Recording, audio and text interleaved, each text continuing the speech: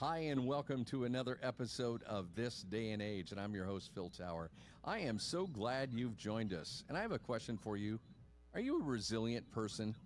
Stop and think about that. I want you to unpack that because we're talking about resilience, and specifically, I'd like to ask you if you know what that really means. If we look at the word resilience, the Oxford Dictionary describes it as having the capacity to withstand or recover quickly from difficulties. It's also defined as toughness. So, in this episode of This Day and Age, we're going to unpack the secrets of successfully embracing change and becoming a more resilient person as we age. We know life can be tough, it can throw a lot of curveballs at you, and that's why this resilience thing is so important. And stick around at the end of this episode. We'll have 3 key takeaways about just how you can become a more resilient person as you age. I'm very pleased to welcome our guest in this episode, Michelle Steffes. She is founder and CEO of IPV Consulting. They are online at ipvconsulting.com. Michelle has over 25 years of leadership experience in this area. She's a published thought leader and influential speaker on self-empowerment and cognitive transformation. You really can change your brain to be a more effective, more resilient person. That's what we're going to focus on. Michelle's been featured in national media. She's also the author of 2 excellent books on this topic, Reframe and Rewire, Greatness Through Daily Routine, and also a children's book. I love the title of this book, The Machine Inside Me, How to Change Your Brain and Discover the Power Within You. Both written from over 10,000 hours of study and research in the science of habits and human achievement. Michelle Steffes, welcome to this episode of This Day and Age. I'm so glad you're with us.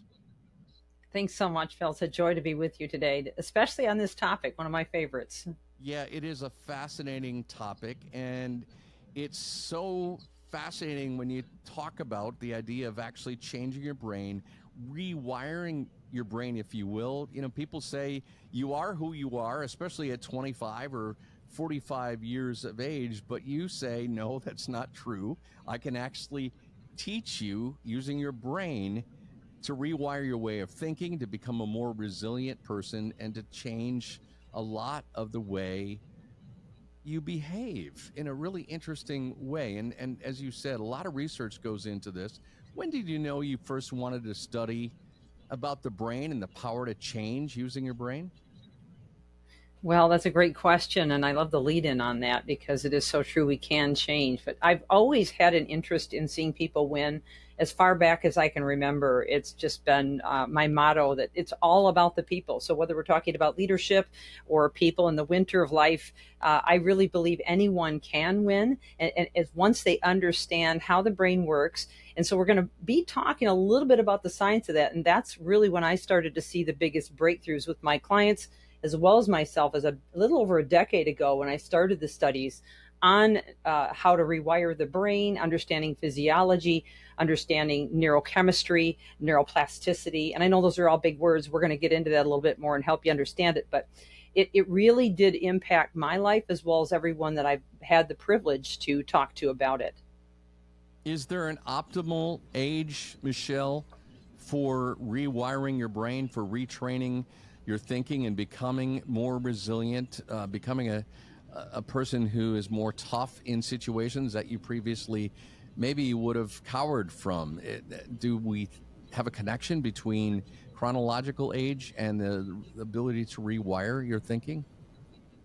Well, that's a really great question and one I get asked often. First, before I answer on ages, because I've got all of those for you in a list, I just want to say that we're neuroplastic our entire lives, meaning we can rewire our brains at any point in life. Even if you're 95, you still can do it. And I hope, show the audience today how that can be done. But 1 or 0 through 7, you are the most neuroplastic, meaning you can wire much, much faster. Kids are in what is called theta brainwave state. It's a programming state similar to hypnotism. So they just absorb and transfer that into wiring immediately without even questioning. That's why you can tell them there's a Santa Claus or tooth fairy and they'll believe it. But you then continue to wire in the majority of your neural networks by the age of 35. then after that, you have to continue to prune off what you're not using and wire in new thinking. And so you stay neuroplastic your entire life, but you are most neuroplastic 0 through 7. Hmm. And what's fascinating is you said even at 95, you've got some of Yes. that neuroplasticity. And I want to talk about that. That neuroplasticity essentially means you can import or take new information into your brain and actually learn it, even at someone who's in your mid 90s. Fair enough to say? Definitely, yes. If someone is willing to not only understand it, which we hope to do today, but really begin to apply it. I'm going to give you some practical principles on how you can do that today. It is definitely doable. So self-empowerment and changing your way of thinking, becoming more resilient. There are a lot of people who think, well, I'm kind of set in my ways. I'm not good at relearning things or changing my way of thinking. That mindset itself, I'm really curious. Can that be a detriment to you trying to change somebody in terms of their cognitive processing and rewiring their brain? No question about that. The mindset itself can stop you from bringing about the change that you need. And in a little bit, I hope to give you an example of specific uh, research that was done by a professor from Harvard, where she worked with 70 to 80-year-olds and saw change within a week. So I think that'll be an interesting place that we can review a little bit later on. But yes, your mindset is huge. And I definitely want to enforce the fact that we've got to have the right mindset to do this. All right, let's zoom in on resilience and how you talk about it in your training in terms of resilience and changing your brain. What does it mean to you? Well, resilience is really a bunch of thoughts and reactions that come out of patterns and mindsets that have been developed over a lifetime. So we go back to the question you just asked me on mindsets and kind of piggybacking from that. It's really about, thinking about what you're thinking about and then starting to realize where is that stemming from? Where is that coming from? What's the root of that?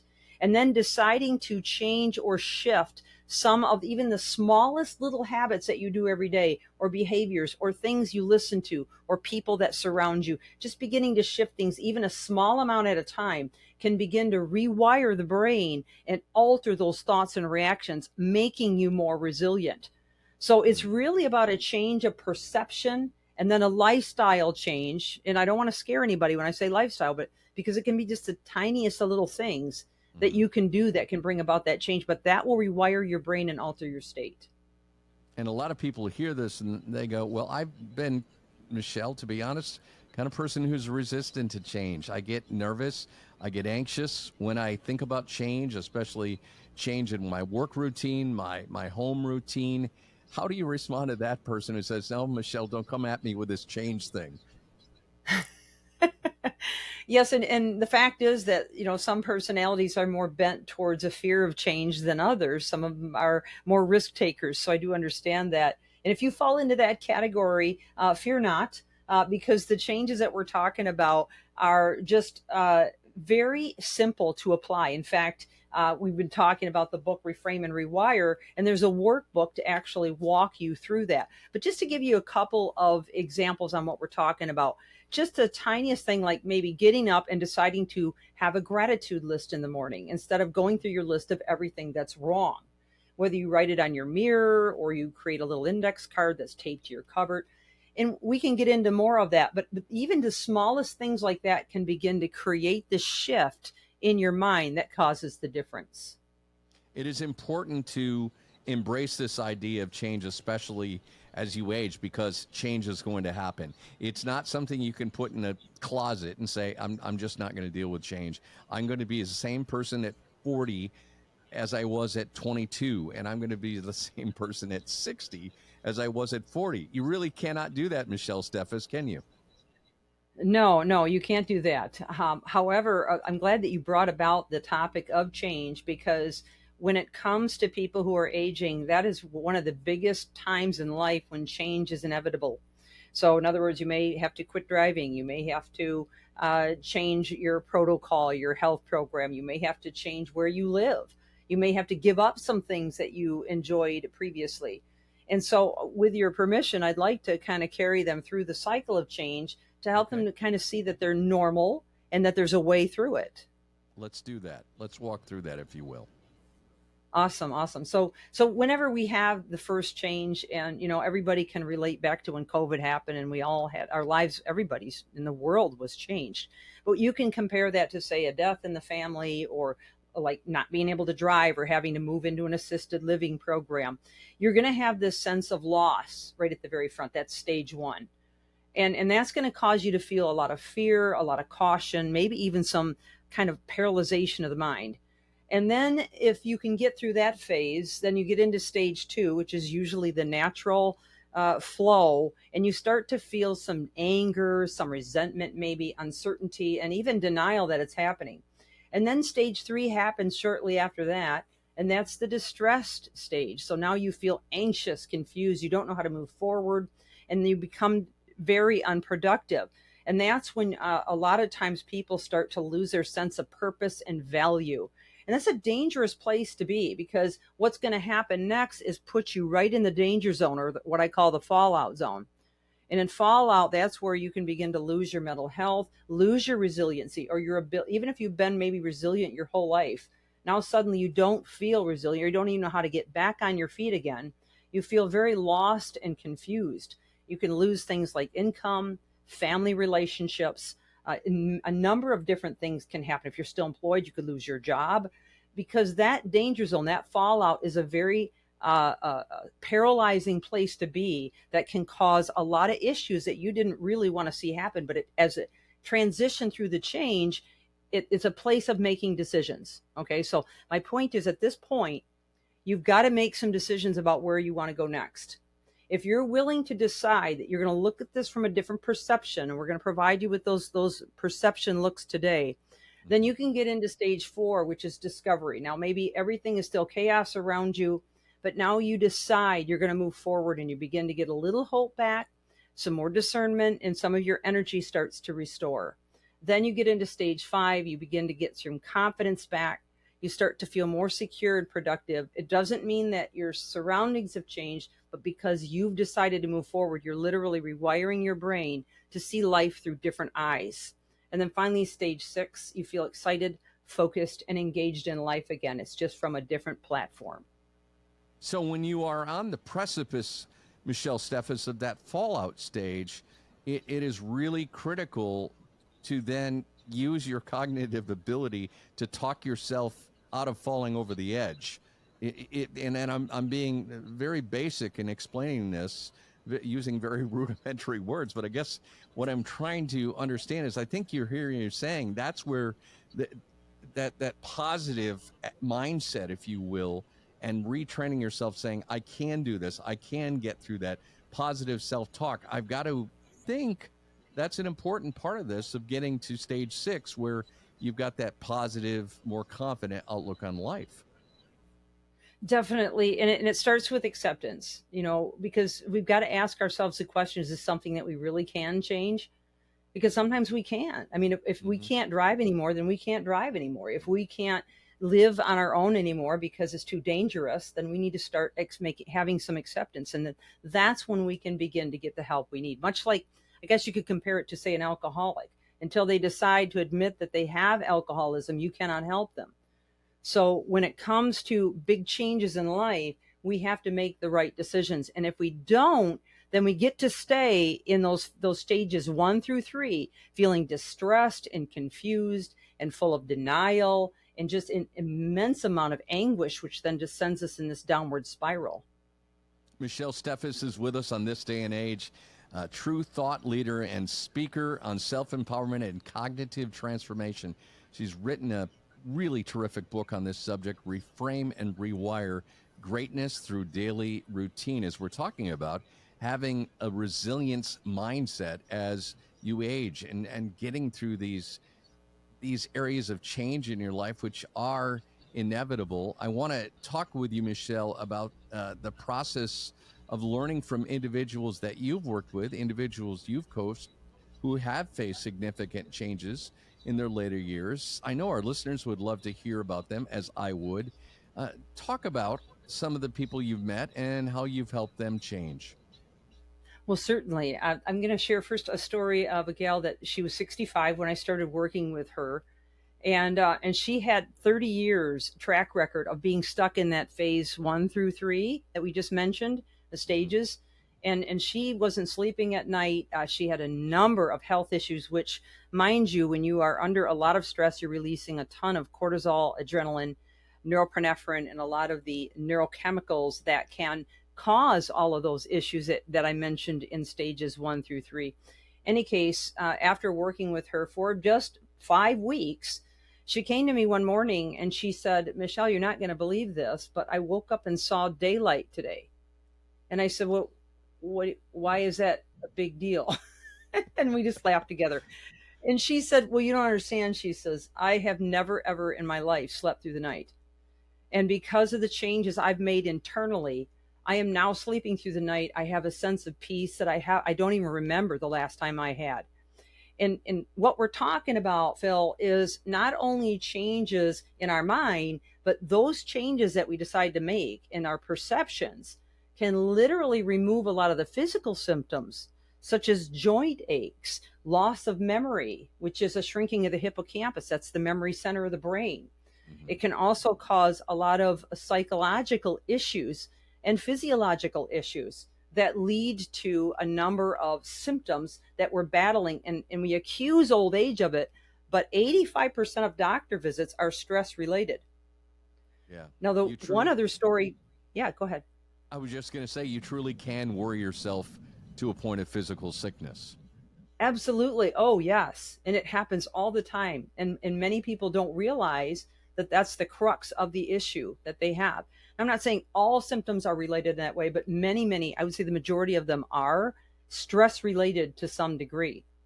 And I'd like to talk about Dr. Ellen Langer on that note. Okay. She's not a personal client, but she's a professor of psychology from Harvard. And this is a really interesting study, especially for your audience today.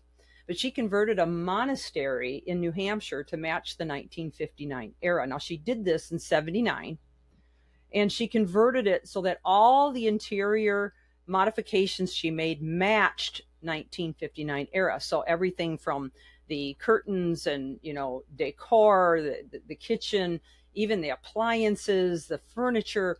And she had a radio that was only programmed to play radio stations from that era, and a TV that was only programmed to play TV shows from that era.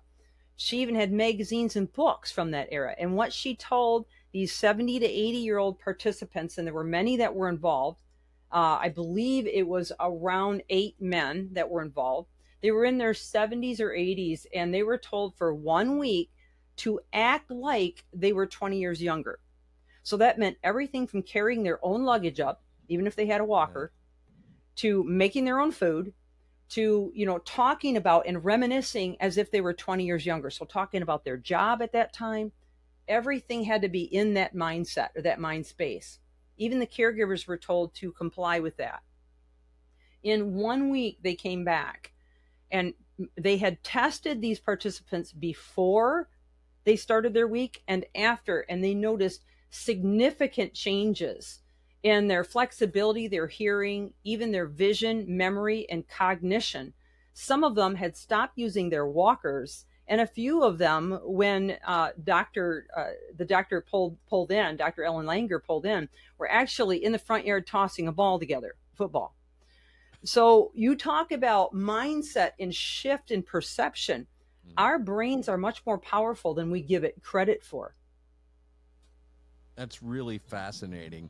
And all by just changing the environment that these 8 men lived in.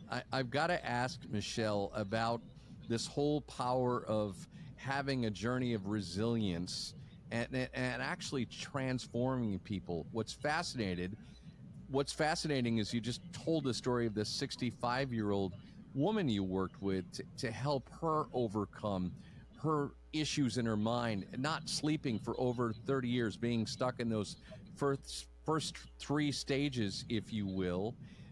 But coming out on the other side of that, that had to be really powerful and transformative. Can you talk about that for our listeners in terms of maybe they're having a hard time seeing, yeah, I can get from this point of being stuck and having the same life, the same struggles every day, to a true area of growth and celebrating where I've come in just a relatively short period of time? Absolutely. Well, what some of the things that we worked on, and I'm going to kind of rewind to the beginning of this program today, Mm-hmm. is a simple change in habits. So instead of her getting up and thinking about her woes and everything that was wrong, she chose to make a gratitude list. She chose to start journaling. She chose to start reframing, which is cognitive restructuring. We mentioned that earlier on, where you take an incident, an issue, or maybe some tragedy that's happened, and you literally, through 4 steps, rewire your thoughts about that to find a solution at the other end, rather than just roll in the mud over and over, rehearsing it and rehearsing it, which we didn't really talk about neuroplasticity that much. But please understand that when I work with somebody like her, what I've got to teach her is that she is wiring in everything that she's thinking about, acting, doing, all of her habits of every day. And if she's got a lot of negative neural networks that she's wired in over a lifetime, and you have 100 billion neurons and 1,000 trillion synaptic connections in a lifetime, okay? And if you have all of that to rewire, then you've got a lot of work to do in terms of the little things that you decide to do each day. And what she experienced on the other end of that was that she had literally stopped feeding those networks that were negative and replaced them with things like gratitude, journaling, reframing different scenarios in her life to see a better side of it, spending more time reading and listening instead of to the news, reading and listening books that inspire her, programs that motivate, encourage her, or even educate her.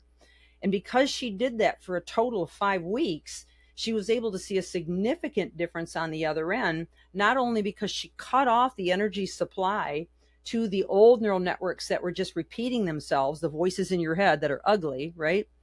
To beginning to hear new voices because she's rewiring and the old networks are falling off and the new networks are coming in on that neuron. So that's a Yeah. lot of science in a short amount of time. If there's something that didn't make sense to you, let's go back over it.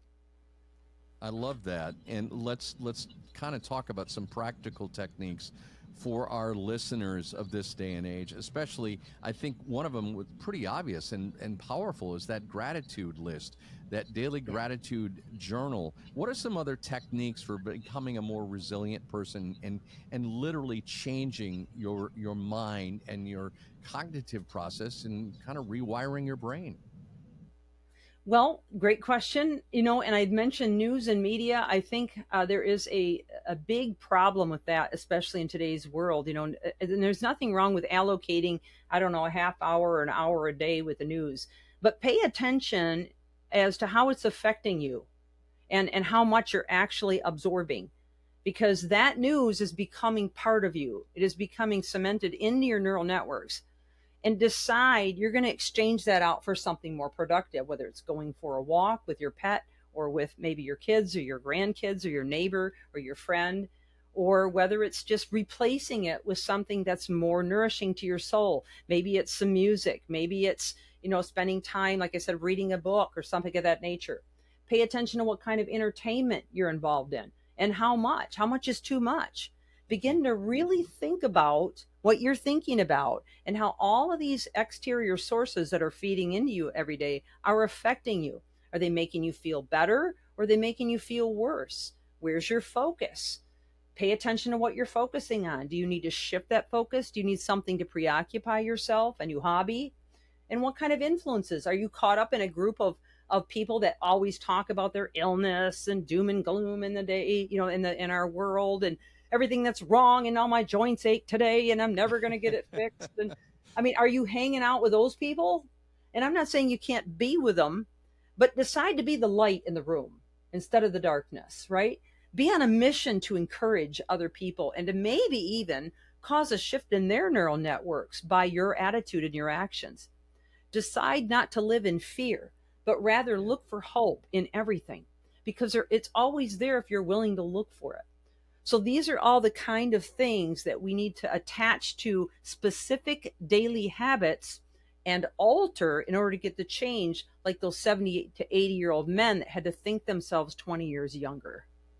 Yeah, I love that. And don't surround yourself with negative people, right? Yeah. Yeah, definitely. That's a big downer. Yeah, and it's really important not only having a, a network of friends and people who can encourage you and you enjoy spending time with, having conversations with, reminiscing about, talking about family, talking about meaningful things.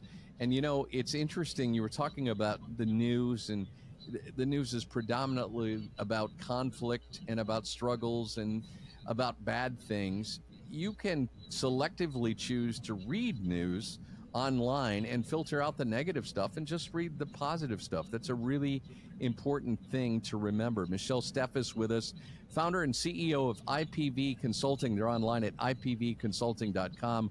Also, publisher and author. Her two books are Reframe and Rewire Greatness Through Daily Routine, and also a children's book, The Machine Inside Me, How to Change Your Brain and Discover the Power Within You. We're talking about having a resilience mindset as you age and becoming a more resilient person. I know there's some myths and some misconceptions, Michelle, about adults thinking, well, I can't change my mind. I'm 71 years old. Or a 52-year-old saying, all right, I've just gone through a divorce. My life is in a mess. I almost declared bankruptcy. How do I start over? I feel lost. I feel bewildered. I don't know where to start. How do you tell those people that you can change? I think it begins with taking an assessment. I mentioned that a little over a decade ago, I took kind of a different spin on my life. Well, I took a 30,000 foot view, if you will. And that's what I would encourage anybody to do. That's especially if they've gone through the change, they need to understand the cycle and realize that it's time to make some decisions. So to make those decisions, just like a doctor, you have to have a diagnosis. So sit down and write out who you want to become. What kind of person do you want to be? Who would you like to be connected to? Who are going to be your influences in your life? What would you like to accomplish? I mean, Colonel Sanders didn't even succeed at Kentucky Fried Chicken until he was 65 years old. So you're never too old, okay, to see your dreams come to fruition, whatever they might be. But maybe you just want to be a nice person that's happy and living independently, whatever it might be. Write it down and begin to decide what habits in your life align with that and what habits in your life don't align with that. And just start with that alone and begin to make small changes. I'm not talking about changing everything overnight or in 1 week for that matter. It may even take you 6 months or a year. But over time, make subtle changes that are going to align with who you want to become and start to fill your mind and thoughts intentionally with everything that's going to put you in that frame of mind and in that place. Okay. Yeah. So that's, I would say, the biggest advice I could give to anyone that's wanting to say, get out of a terrible situation. I think that's pretty powerful. And I think also it's important to understand life can really be difficult through losing a loved one unexpectedly. Grief and loss can be crushing. Through having some kind of a traumatic injury or accident, then that can take away your ability to walk or see or hear. Any kind of thing that can cause a lifelong disability can be debilitating, but you can adopt a resilience mindset, if you will, Michelle Steffes. I'd like you to talk about that, because you never know when you are going to face an adversity yourself or maybe someone in your family, and that can kind of knock everybody off their horse, if you will. What is that resilience mindset? So the resilience mindset is developed, again, in consistent habits or patterns that you change in your life. Remember, we started it out and I talked about thoughts and actions that come from patterns and mindsets. So it really begins in redeveloping the patterns and the mindsets and thinking about what you're thinking about, like we talked before.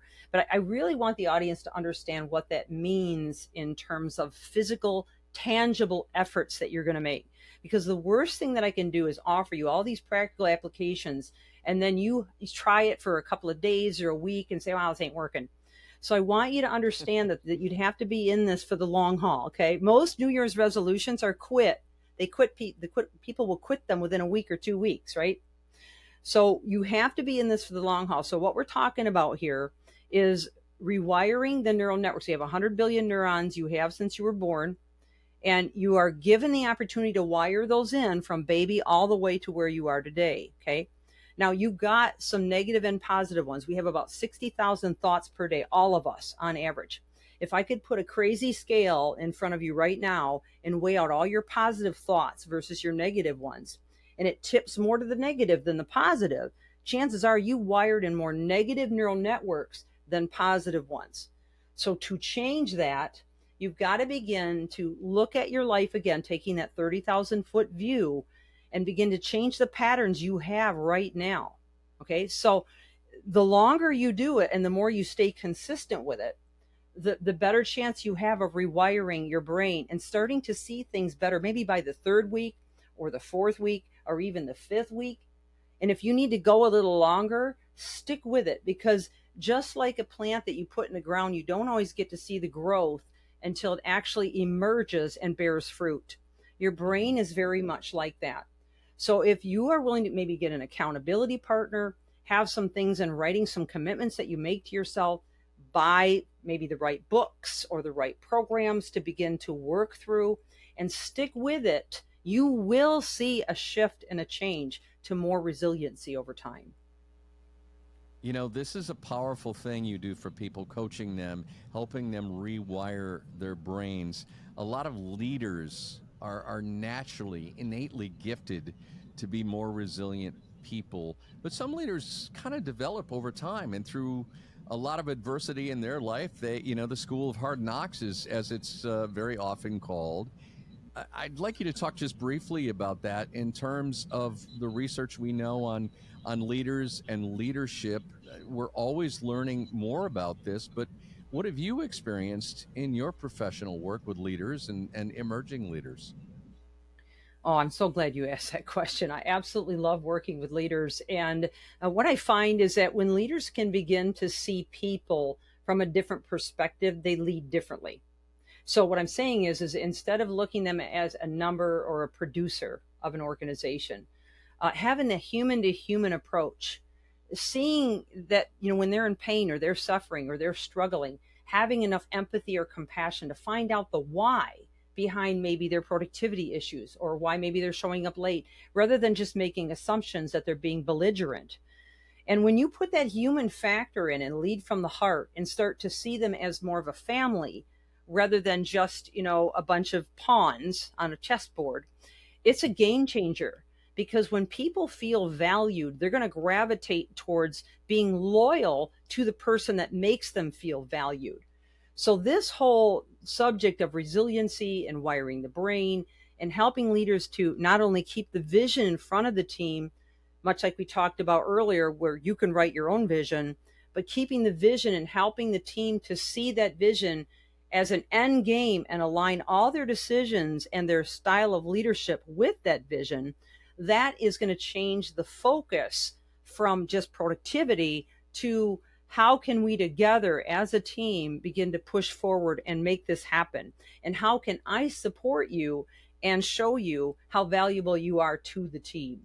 And that is when you begin to see a change in how people act, attitudes change, communication improves, and you start to see more of a cohesive team. Michelle, you've been studying these areas of neuropsychology and physiology and rewiring the brain for years, thousands of hours. Is the science improving? Are we going to learn more 3 years, 5 years, 10 years down the road? I would say yes. And you've got the old Elon Musk neural chip now, where they're actually putting a chip in the brain and utilizing that to restore hearing, to restore someone to have the ability to walk again if they've been paralyzed. I mean, this is all part of the neuroscience or neuroplasticity journey, if you will. So there's definitely going to be some changes and some expansions in what can be done. But I do want to say that, I'm a bit old fashioned, and I really think that the biggest piece about this is realizing that every day is your choice. And if you look at your life or your leadership or your future as a bank account or maybe a bag of gold coins, and you begin to be more choosy about how you spend every moment, that's when you're going to be able to reap the greatest rewards. And asking yourself questions like, is this something I can control or not? Are my thoughts helping me or hurting me? Am I overthinking or overinflating things? Beginning to analyze what you're thinking about is going to bring the greatest amount of change in neuroplasticity in your life, but it's also going to help you be a teacher to others and help them to be more neuroplastic. Yeah, that's great wisdom from Michelle Steffes, founder and CEO of IPV Consulting, IPVconsulting.com. Real quickly, before we wrap things up, Michelle, you said you've got some interesting quizzes and exercises people may want to take advantage of on your website, IPVconsulting.com. Oh, definitely. Yes, you can go to the resources section across the tabs on the website, and there is a resiliency quiz there you can take with the option of inviting more tools into your life. And then there is an emotional intelligence test on that site. I also would encourage listeners to consider visiting my podcast. It's been on the air now for about 5 years. We reach about 125 countries now. There's a lot of topics on resiliency and similar things that we've discussed today. We are in a leadership series right now, but there's a lot of good information out there. And then finally, the Reframe and Rewire book, which is a book workbook to walk you through the process of rewiring through habits. And then this one that's written for children. That's right. The book is Reframe and Rewire Greatness Through Daily Routine, available wherever you get books, and of course the podcast with the same name, wherever you listen to your podcast. And as you heard, Michelle, a lot of great resources, a lot of great information in that podcast, Reframe and Rewire. Michelle Steffes has been our guest on this episode of This Day and Age as we talk about cultivating resilience as we age. Stick around. I've got those 3 key takeaways about this topic coming up next. And once again, I want to thank our guest, Michelle Steffes, founder and CEO of IPV Consulting, and also author of 2 great books, Reframe and Rewire, Greatness Through Daily Routine, and also a children's book, The Machine Inside Me, How to Change Your Brain and Discover the Power Within You. As a reminder, her podcast is Reframe and Rewire. Want to thank you for listening to this episode of This Day and Age. And hey, do us a favor, share this episode with friends and loved ones, and subscribe if you haven't already so you don't miss any of our future episodes. And by the way, if there's a topic you'd like to hear us cover on an upcoming episode of This Day and Age, I'd love to hear about it. Share that with us at hello@thisdayandage.org. That's hello@thisdayandage.org. And continue to stay tuned for our next episodes. We got a lot to cover down the road. I really can't wait to share it with you. And until next time, for How and Home and This Day and Age, I'm Phil Tower. Thank you so much for listening. All right, we are here with our 3 key takeaways on cultivating a resilient mindset as you age. Key takeaway number 1, remember resiliency is an internal process. So in spite of your external circumstances, that basically means you have to become skilled at successfully adapting to all the difficult things that life throws at you, especially through mind power. Key takeaway number 2, understanding the natural cycle of change. These are the things we're going to go through and change and evolve in our life. That empowers you to maintain control during times of difficult transitions. And those difficult transitions, we all know, will happen. And key takeaway number 3, no matter your age or current state of mind, your sense of value and your ability to overcome is grounded in simple daily habits. Remember, those habits and routines are choices you make, and they add up to positive change over time. Those are our 3 key takeaways. Thank you so much for joining us on this episode.